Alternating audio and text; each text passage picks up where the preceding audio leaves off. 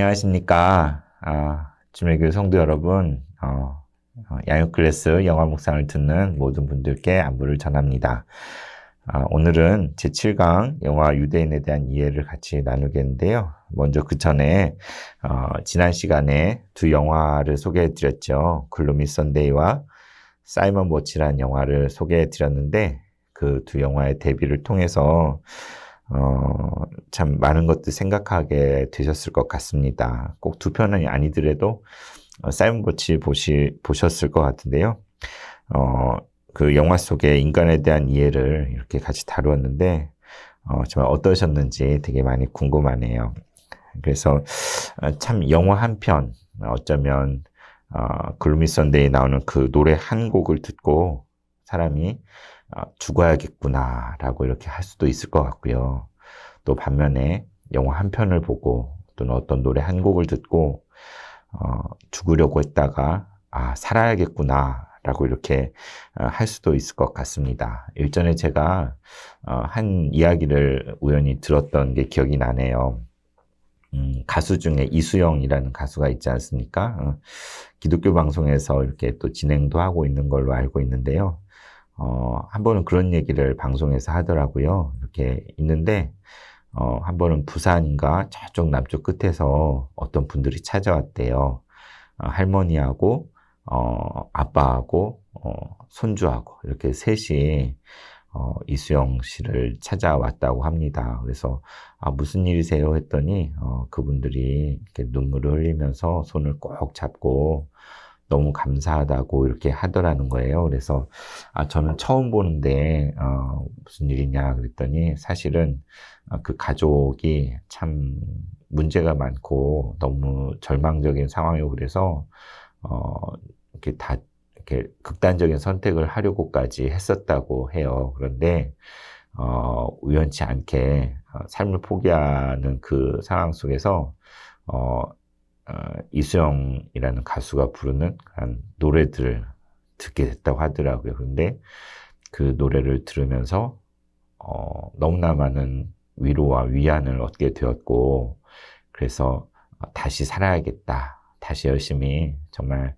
살아야겠구나라고 이렇게 돌이키게 됐다고 합니다. 그래서 그게 너무 감사해서 할머니하고 아들하고 또 손주가 이렇게 이 가수 이수영 씨를 찾아왔다는 그런 이야기를 들은 적이 있는데, 정말 영화 한 편, 노래 한 편이, 멀쩡한 사람을 죽일 수도 있고, 반대로, 죽으려고 하는 사람을 다시 살릴 수도 있는 것 같습니다. 그래서, 참 우리가 어떤 것을 나누고 또 어떤 것을 생각하고 이렇게 하는가 참 중요한 것 같은데요.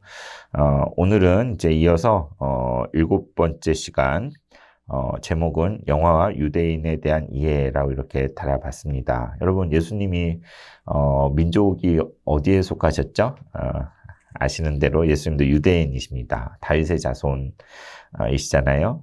또, 성경 속에 나오는 인물 대부분이 사실은 이스라엘 사람, 유대인이라고 할 수 있습니다. 바울이나 예수님 12제자 모두 유대인이지요. 그래서 우리가 성경을 이해하는 데 있어서 그 성경의 배경이 바로 이스라엘의 문화와 그 토양이기 때문에 말씀을 볼 때에도 또 성경을 이해하는 데 있어서도 이 이스라엘에 대해서, 유대인에 대한 이해가 참 중요하다고 할 수 있을 것입니다. 그래서 질문 6에 있는 것처럼 영화 속에서 성경의 주된 등장인물인 유대인들을 얼마나 이해할 수 있을까요? 특별히 그냥 영화에 많은 주제들이 있지만 그 속에 유대인들의 어떤 삶과 그러한 모습을 포함하고 있는 그런 영화들이 있을 수 있지 않습니까? 그래서 이것을 다루면서 성경의 두 가지 대목을 여러분들에게 소개를 하는데요. 먼저는 창세기 12장 1절에서 3절이고 그 다음 누가복음 13장 34절 35절입니다. 창세기 12장의 말씀은 잘 아시는 대로 아브라함에 대한 약속이 나와 있죠. 여호와께서 아브라함에게 이르시되 너는 너의 고향과 친척과 아버지의 집을 떠나 내가 내게 보여줄 땅으로 가라. 내가 너로 큰 민족을 이루고 내게 복을 주어 내 이름을 창대하게 하리니 너는 복이 될지라. 너를 축복하는 자에게는 내가 복을 내리고 너를 저주하는 자에게는 내가 저주하리니 땅의 모든 족속이 너로 말미암아 복을 얻을 것이라 하신지라. 네. 그 조상이 되는 민족의 조상이 되는 아브라함에게 하나님이 부르셔서 그를 떠나라고 하면서 그에게 복을 주셔서 그 자신이 복이 되게 하실 거라고 그랬고, 또 그로 말미암아 땅의 모든 족속이 복을 얻게 하실 것이다. 그러니까 복의 이 세상의 모든 사람들에게 복의 통로가 되게 하겠다라는 정말 어마어마한 약속을 아브라함에게 주셨습니다. 아브라함과 그의 자손에게 주어진 약속이죠. 정말 너로 복이 되게 할 것이고 너를 복의 통로가 되게 하여서 너를 통해 모든 만민에게 복이 흘러가게 할 것이다. 참으로 가슴 벅찬 그러한 약속이 아닙니까? 그래서 실제로 하나님께서 그러한 역사를 펼쳐 가셨죠. 그런데 이제 누가복음 13장 말씀을 보면 예수님이 탄식을 하십니다. 뭐라고 하십니까? 예루살렘아 예루살렘아 선지자들을 죽이고 내게 파송된 자들을 돌로 치는 자여, 암탉이 제 새끼를 날개 아래 모음같이 내가 너희의 자녀를 모으려고 한 일이 몇 번이냐. 그러나 너희가 원하지 아니하였도다. 보라, 너희 집이 황폐하여 버림바 되리라. 내가 너희에게 이르노니 너희가 주의 이름으로 오시는 이를 찬송하리로다 할 때까지는 나를 보지 못하리라 하시니라. 어떻습니까? 예수님 당시에 예수님의 말씀을 보면 이스라엘은 유대인은 결코 복의 역할을 하고 있지 않았지요. 오히려 예수님을 거절하였고 핍박하였고 예수님을 십자가에 못 박는 역할을 적극적으로 한 것이 유대인들입니다. 그래서 그 이후 2000년 동안 전 세계 디아스포라로 흩어져서 수많은 고난과 핍박의 역사를 경험한 것을 여러분 아실 것입니다. 그래서 정말 이 성경에서도 이 이스라엘의 회복이 너무나 중요한 부분이에요. 그죠? 그래서 이 창세기 말씀과 누가복음의 이 말씀, 여기서 보여준 이 두 가지 관점이 우리가 유대인을 이해하는데 참 중요한 부분인 것 같아요. 그래서 이 두 가지 관점이 들어있는 것이 바로 유대인의 이야기이고, 우리에게 적용을 해본다면 지금 예수 그리스도를 믿는 우리 그리스도인들의 이야기로까지 또 적용을 해볼 수도 있겠다는 생각이 듭니다. 그래서 여러분 유대인의 관심이 좀 있으신가요? 이렇게 뭐 외국에 사시면서 유대인들을 연구했거나 경험하신 분이 계실지도 모르겠는데, 주로 우리가 접하게 되는 것은 자녀 교육과 관련해서 유대인들의 자녀 교육법 이런 부분들이 많이 알려져 있고 또 우리의 관심을 끌고 있지 않습니까? 또 한편으로는 유대인들의 음모론, 뭐 세계 정복을 하려 한다, 뭐 이런 여러 가지 그런 차원의 또 너무나 독특하고 구별된 사람들, 그런 면으로 이제 유대인들에 대해서 우리가 이야기하는데, 여러분 유대인에 관련된 책들도 이렇게 좀 찾아보셔도 좋을 것 같아요. 여기 보시면 유대인에 대한 그런 책이 있고, 또 두란노에서 나온 유대인 바로보기라는 이런 책도 있어요. 그래서 이런 걸 보시면 성경 시대 그리고 그 이후에 유대인들이 어떤 경로를 거쳐서 오늘에 이르게 됐는지 이렇게 볼 수가 있는데, 또 최근에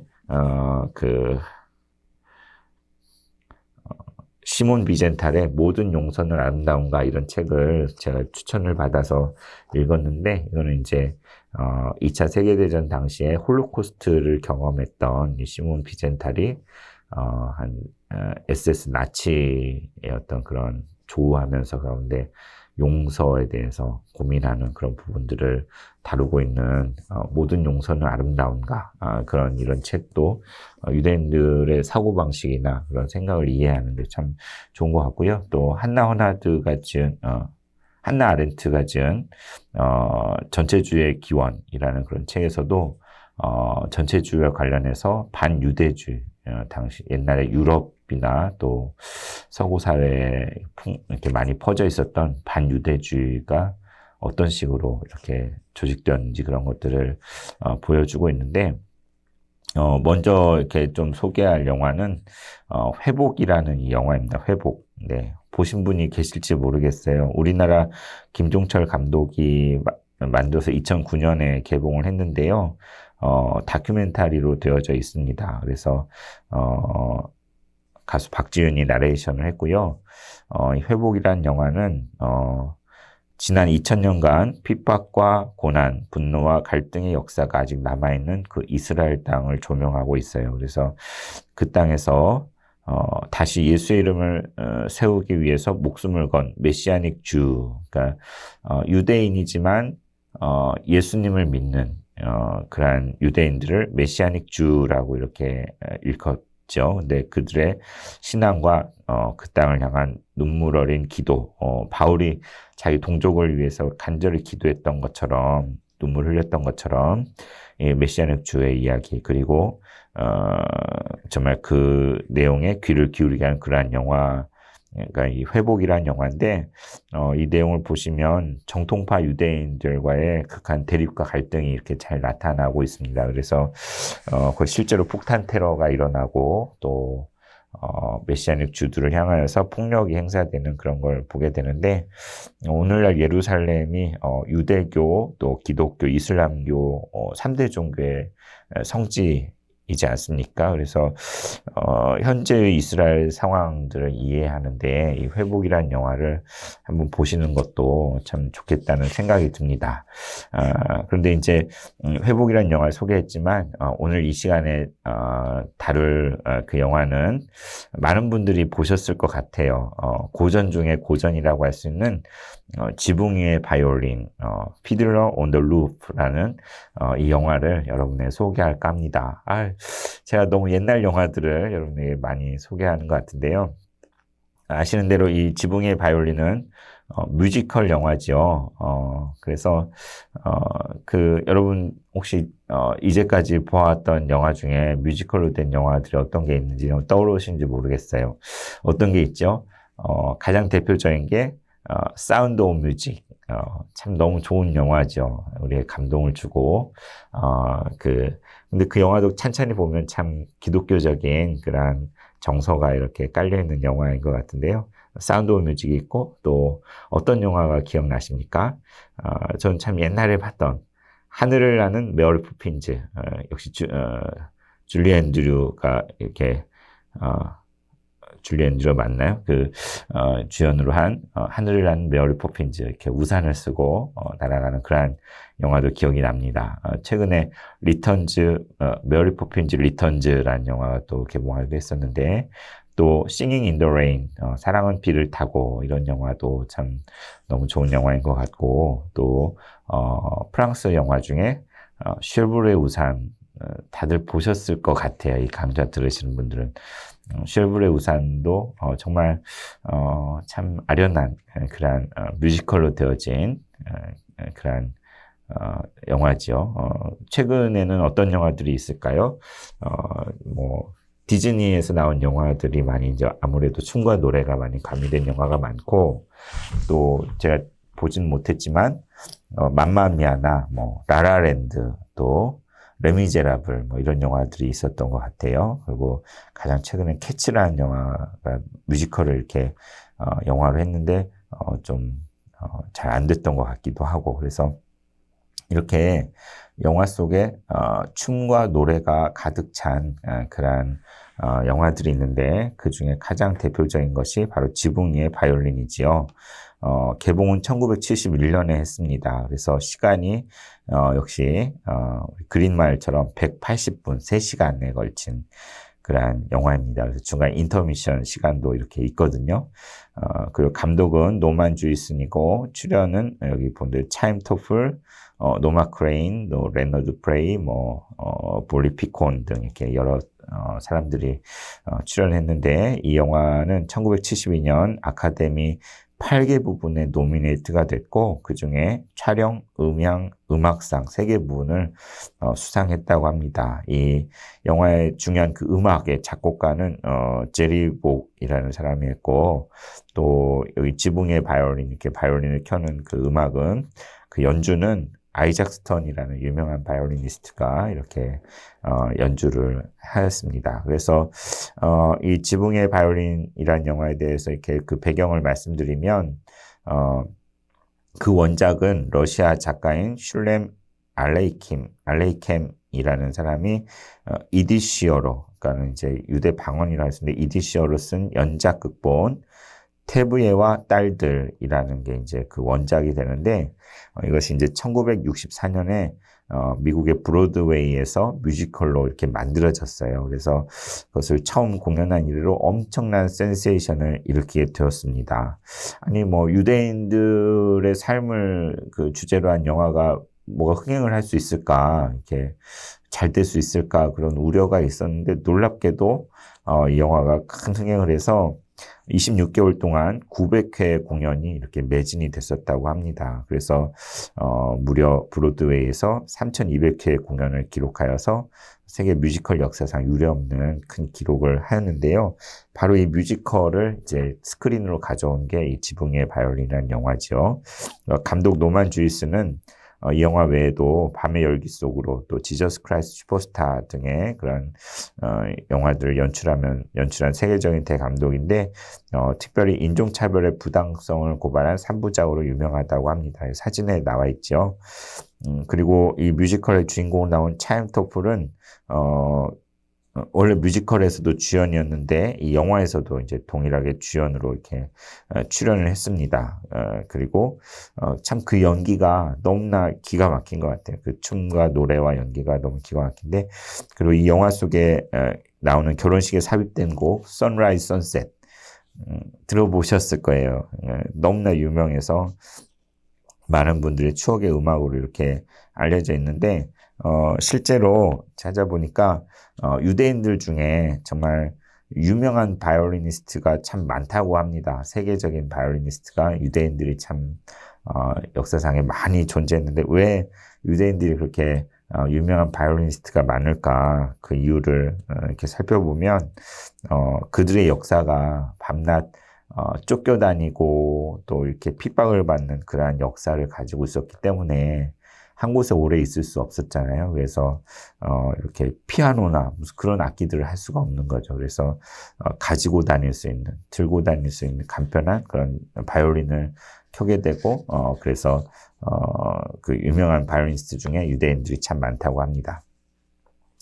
그래서 오늘 이 영화 지붕의 바이올린 줄거리 여러분 뭐 기억을 되돌려 보시면 이제 생각나 할 텐데요. 이게 뮤지컬 그 영화인 만큼 여러분에게 제가 라이브로 그 느낌을 살릴 수 있을 수 있도록 노력을 해보겠습니다. 그래서 이 영화는 처음에 바이올린 연주로 시작을 해요. 지붕 위에 있는 바이올리니스트가 막 연주를 하는 걸 시작하는데 그 배경은 이렇습니다. 1905년 러시아 우크라이나 지방의 작은 마을 유테인브락, 에나테브카라는 곳이 있는데 거기에서 우유 가공업으로 생계를 유지하는 테비에라는 가장이 있고 그는 가난한 삶에도 불구하고 신앙심이 깊은 가장으로 이렇게 등장합니다. 여기 첫 번째 사진에 나와 있죠. 테비에가 주인공인 거예요. 그런데 이제 처음에 뭐 지붕 위에 바이올린을 켜다니 이게 무슨 뜻인지 아십니까? 그러면서 위태한데 어떻게 균형을 가질 수 있을까요? 그 비결이 있는데 그것은 무엇이냐면 트레디션, 전통이다라고 이렇게 딱 얘기를 합니다. 그래서 막 실제로 트레디션 막 하면서 이렇게 전통 그 자기들 신앙의 뿌리가 되는 그런 전통으로서 참 위태한 가운데서 균형을 지켜 이때까지 우리가 살아오고 있다 이렇게 이렇게 처음에 등장을 해요. 그래서 그리고 그래서 이 테비에는 그 말씀드린 대로 우유 배달하는 일을 하면서 생계를 하고 있는데 그에게는 아내 골대와 또 딸이 5이 있는 딸 부자인 아버지인 거죠. 근데 그는 참 가난한데도 참 신앙심이 깊은 그런 사람으로 나옵니다. 그래서 참 인상적인 게 하나님과 막 대화를 해요. 하늘을 보면서 하나님, 아유, 왜 우리 말이 이렇게 다리를 절게 만드십니까? 내가 너무 고생스러운데 막 이러면서 하나님한테 이러쿵저러쿵 막 성경 구절 구약이죠. 성경 구절도 막 인용하면서 그래서 참 하나님과 친구처럼 대화하는 그런 모습들을 참 볼 수가 있습니다. 그런데 이제 그러던 중에 이제 딸들이 컸잖아요. 커서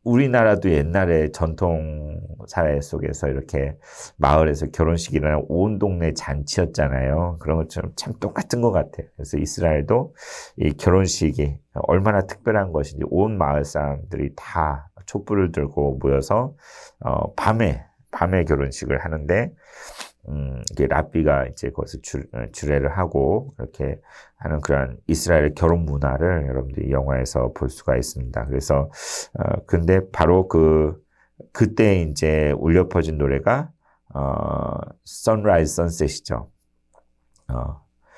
Is this story the goal I carry?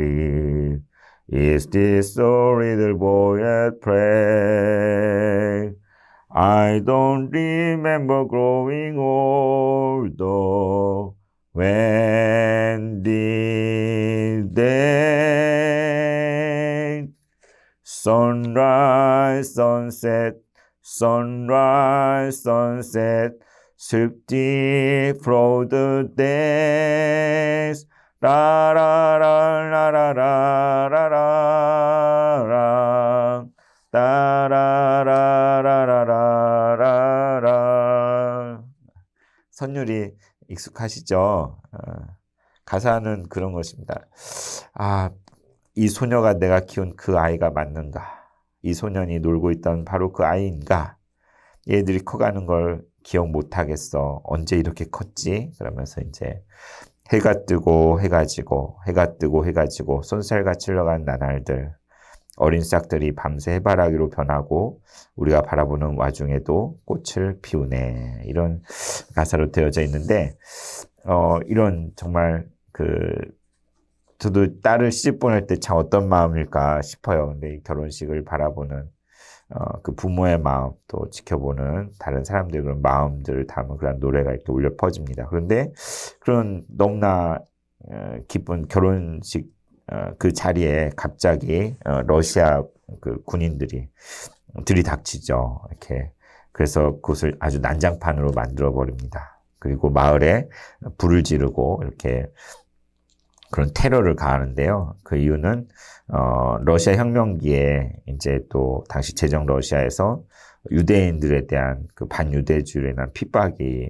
차별과 핍박이 거세지고 있었거든요. 그래서 그런 본보기로 이렇게 결혼식장에 이렇게 그 군인들이 와서 아수라장을 만드는 그런 것을 보게 됩니다. 참 안타까운 일이죠. 우리가 누군가 결혼하고 있는데 거기에 와서 이렇게 난장판을 만든다면 얼마나 속상하겠어요. 그런데 어쨌든 우여곡절 끝에 결혼식을 마쳤는데 이번에는 둘째 딸이 어떤 청년, 그러니까 그 사회주의 사상에 물들어 있는 그 대도시에서 온 유대인 청년 지식 밀본과 이렇게 사귀게 된 거예요. 그리고 이번에는 아버지 허락해 주세요 이 정도가 아니라 우리 뜻대로 결혼할 겁니다. 그냥 축복만 해주세요. 막 이런 식으로 요구를 하는 거예요.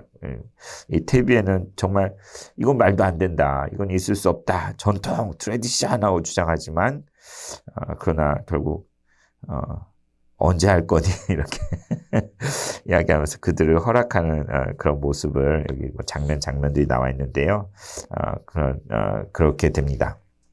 그런데 이제 다음 페이지 보시면 일단 이제 둘째 딸 그 호들은 근데 이 청년이 그 사회주의 운동을 하다가 잡혀서 멀리 시베리아로 끌려가게 됩니다. 그래서 거기서 편지를 보낸 거죠. 그래서 호들은 그 연인을 돌봐주기 위해서 고향을 떠나서 먼 시베리아로 이렇게 떠나는데 기차역에서 이렇게 아버지가 배웅을 하는 정말 쓸쓸한 모습으로 이렇게 딸을 어딘지도 모르는 먼 곳으로 이렇게 사랑하는 딸을 떠나보내는 아버지의 모습이 이렇게 등장을 해요.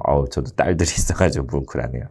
그런데 이번엔 무슨 셋째가 이제 하바인데, 하바는 이번엔, 이제 러시아 정착촌에 러시아 사람들 공동체로 살지만 옆에 러시아 사람들이 있잖아요. 그죠? 근데 그 중에 러시아 청년과 사랑에 빠지게 된 거예요. 그런데 이건 테비에게 있어서는 있을 수 없는 일인 거예요. 이방인과 결혼을 한다는 것은 허락할 수 없는 그런 일이어서, 반대를 해요. 그러니까 하바는 몰래, 도망가서 이렇게 그 러시아 정교회 사제에게 가서 결혼식을 올리거든요. 그래서 그리고 아버지를 찾아왔는 태비에는 그 딸은 없어졌다고 이렇게 돌아보지도 않는 그런 모습을 이렇게 의절을 하게 됩니다. 참 안타까운 모습이 아닐 수 없습니다. 그런데 그런 와중에 러시아의 정국이 더 악화돼서 이제 막 어느 곳에서 막 대량 학살도 벌어지고 그랬는데 이 마을에서는 다 그냥 쫓아내라, 다 떠나보내라 이렇게 하게 된 거예요. 그래서 그 유대인들 모두 그 마을에서 다 나가라는 퇴거 명령이 이렇게 떨어지게 됩니다. 얼마나 가슴 아픈 일입니까? 그래서 그 모였을 때 사람들 중에 참 고통스럽잖아요. 모든 자기의 정든 고향을 떠난다는. 그러니까 한 사람은 정말 메시아가 온다고 했는데 지금이야말로 메시아가 올 때가 아닙니까? 라고 이렇게 묻기도 합니다. 근데 결국엔 다 보따리를 싸서 떠나게 됩니다. 정든 땅을 떠나게 되는데 뿔뿔이 흩어지면서 다시 만날 약속들을 하면서 그 마을을 이렇게 떠나게 되는데 거기에 이제 그런 인상적인 인사가 나옵니다. 뭐 내년 6월절은 예루살렘에서, 그러니까 유대인들이 정처 없이 떠돌아다니면서 그 항상 인사를 고통스럽지만 그래요. 내년 6월절은 거룩한 땅에서 하게 될 거야. 예루살렘에서 하게 될 거야. 그런 식으로 그들이 인사를 하거든요. 이제 그런 모습도 이렇게 나오는데, 이제, 그 고향을 떠날 때, 이제, 아라테브카, 따라라라라라, 아라테브카, 따라라라라라, 뭐 이렇게 되게 슬픈 그런 노래가 이렇게 흘러나옵니다.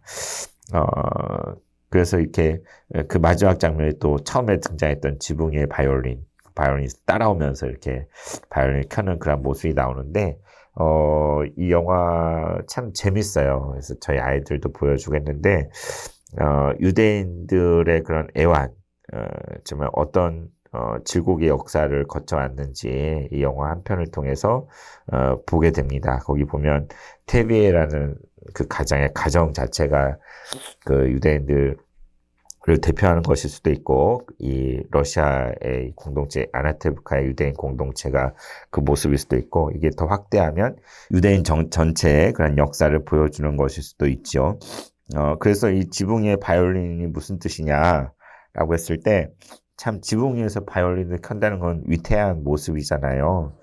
그만큼 유대인들의 처지와 그 역사가 위태하고 참 어려운 그러한 상황이라는 걸 보여주면서 또 한편으로는 그럼에도 불구하고 그래서 연주를 하지 않습니까? 노래하고 춤을 추는데, 그래서 고난 속에서도 유대인들이 가지고 있는 그 끈질김, 강인함, 그리고 품고 있는 그 희망에 대해서 이렇게 묘사를 해주는 것이라고 볼 수가 있습니다. 그래서 이 영화를 보면서 생각할 수 있는 것들은 첫 번째는 유대인들의 그 역사와 그 문화에 대해서 우리가 좀 더 가깝게 성경에 등장하는 그 유대인들의 그 가깝게 이해를 할 수 있는 그런 좋은 영화죠. 그래서 유대인 공동체가 어떤 모습으로 이렇게 흘러왔는지, 그리고 그들의 생활상은 어떤 것인지, 정말 그들의 모습이 어떻게 그려지는지를 이렇게 배워볼 수가 있고, 또 하나는 시대가 흘러감에 따라서 전통이라는 게 있는데, 트레디션이나 전통이라는 게 있는데, 그게 이제 시대가 변하잖아요. 그런 상황 속에서 유지를 해야 되는데, 또 어떠한 변화를 이렇게 겪어내고 있는지, 그런 것들을 자유연애라는 그런 소재를 가지고 이렇게 이야기되고 있습니다. 그 다음에 이제 또 무엇보다도 이렇게 제 인상 깊었던 것은 이 테비의 모습 속에서 그의 삶이 유대인의 정체성, 그리고 가지고 있는 그 신앙과 동떨어져 있지 않고 모든 삶이 신앙과 삶이 이렇게 결합되어져 있는, 통합되어져 있는 그런 모습이 참 인상적인 것 같아요. 그러니까 하나님 의식, 그러니까 여호와에 대한 그런 의식을 가지고 있고 이렇게 항상 살아가는 그러한 하나님 중심으로 사는 그런 모습을 하는데, 한편으로 우리 믿는 그리스도인들이 얼마나 교회에서의 삶, 이렇게 신앙이라 하는 것과 또 실제 삶이라는 것에 있어서 통일을 이루고 이렇게 일관성 있는 모습을 뛰고 있는지 이렇게 돌이켜보게 해준 것 같습니다. 그래서 이 지붕의 바이올린,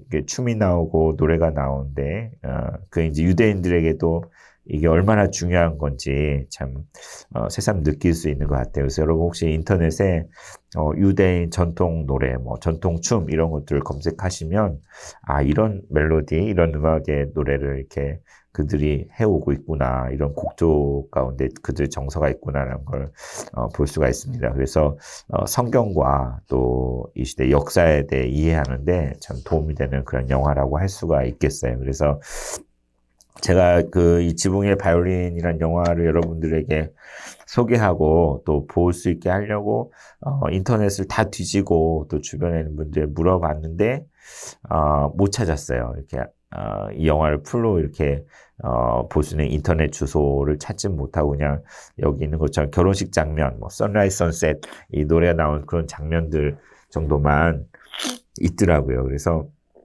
근데 사실 이 파일이 제가 있거든요. 옛날에, 어디서 이렇게 생긴 그 파일이 제가 가지고 있어서, 그래서 이번에는, 조심스럽지만, 이렇게 보기 원하시는 분들 저에게 이메일 주소를 보내주시면, 제가 이 파일을 이렇게 좀, 보내드리도록 하겠습니다. 그리고 또 그게 아니더라도 여러분 각자가 이렇게 찾아서 볼 수 있는 방법이 있을지도 모르겠어요. 그러면은 그런 거는 이제 저희 카톡방에 이렇게 공유도 해주시고 여기 이런 방식으로 이렇게 이 영화를 볼 수가 있습니다. 돈을 내고 볼 수가 있습니다. 그런 것들을 있으시면 또 알려주시면 같이 나눌 수 있겠습니다.